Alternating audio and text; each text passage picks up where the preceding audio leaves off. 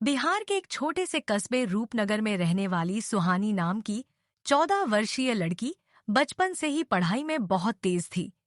उसके पिता Mohan cycle repairing की छोटी सी दुकान चलाते थे और माँ कविता दूसरों के घरों में सिलाई का काम करती थीं। घर की आर्थिक स्थिति बेहद कमजोर थी, लेकिन सुहानी के सपने आसमान से भी बड़े थे। हर रोज सुहानी सुबह 5 बजे उठकर आधे घंटे पैदल चलकर स्कूल जाती थी। उसके पुराने जूते और फटी हुई यूनिफॉर्म देखकर कई बार बच्चे उसका मजाक उड़ाते, लेकिन सुहानी किसी बात का जवाब नहीं देती। उसके चेहरे पर हमेशा आत्मविश्वास और दिल में आगे बढ़ने की चाह रहती। एक दिन सुबह सुबह बारिश हो रही थी। रास्ता कीचड़ से भरा था।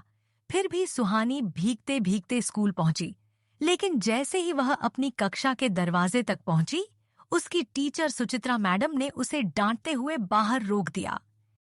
सुहानी, आज भी लेट? ये रोज की आदत बन चुकी है तुम्हारी। आज तुम अंदर नहीं आओगी, पूरा दिन बाहर ही खड़ी रहना।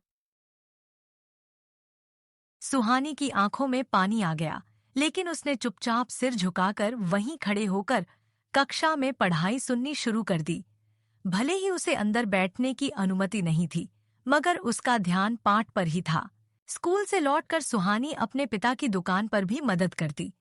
वह पहियों में हवा भरती, छोटी मोटी चीजें पकड़ाती और साथ ही किताब सामने रखकर पढ़ाई भी करती रहती। मोहन कई बार उसे कहते, बिटिया इतना मत थक, थोड़ा आराम बाबा, कर ले। एक दिन मैं आपकी यह दुकान को बड़ी दुकान में बदल दूंगी। बस आप देखते जाइए। समय बीता और वार्षिक परीक्षा का दिन आया। सुहानी पूरी मेहनत से परीक्षा देती रही। परीक्षा खत्म होने के बाद भी कई बच्चों की तरह वह घूमने फिरने नहीं गई। वह दोस्तों के लंच बॉक्स में रखे चाउमीन और पूड़ी सब्जी देखकर मुस्कुराती तो जरूर, लेकिन अपनी सूखी रोटी और नमक में भी वही स्वाद पा लेती थी। परिणाम निकलने के दिन पूरे गांव में चर्चा थी कि इस बार कौन टॉप करेगा। जब स्कूल में रिजल्ट घोषित हुआ, तो सुचित्रा मैडम जोर से बोली, बच्चों, इस बार पूरे जिले में टॉप करने वाली छात्रा है सुहानी मोहन यादव। सभी बच्चे हैरान थे। कुछ को विश्वास भी नहीं हुआ, लेकिन अखबार में छपी उसकी तस्वीर ने सबको सच दिखा दिया। सुहानी को सरकार की तरफ से स्कॉलरशिप भी मिली। घर में मिठाइयां बंटी और मोहन ने सुहानी को गले लगाकर कहा, तेरी मेहनत ने हमारे घर में चिराग जला दिया बिटिया।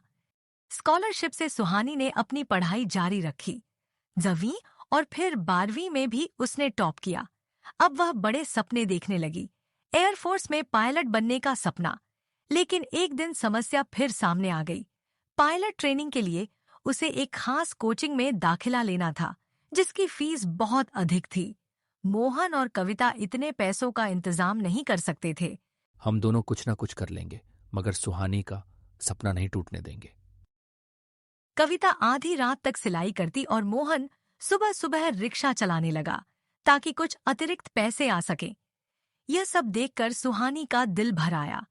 उसने ठान लिया कि वह अपनी मेहनत से ही स्कॉलरशिप जीतकर पायलट ट्रेनिंग करेगी।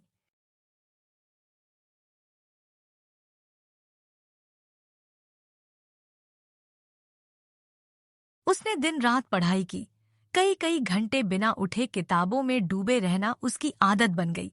एक दिन पड़ोस की लड़कियां बोलीं, तेरे पास नई किताबें नहीं हैं, तू क्या पायलट बनेगी? किताबें पुरानी हो या नई, सपने नए होने चाहिए। अंततः वो दिन भी आया जब पायलट प्रवेश परीक्षा का नतीजा निकलने वाला था। गांव के लोग, उसके माता पिता और खुद सुहानी सांस रोककर रिजल्ट देखने लगे।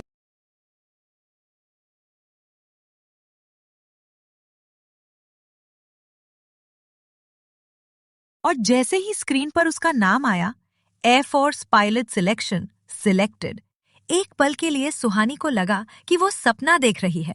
उसके पिता रो पड़े और माँ ने उसे सीने से लगा लिया। पूरा गांव उसके घर पर बधाई देने उमड़ पड़ा।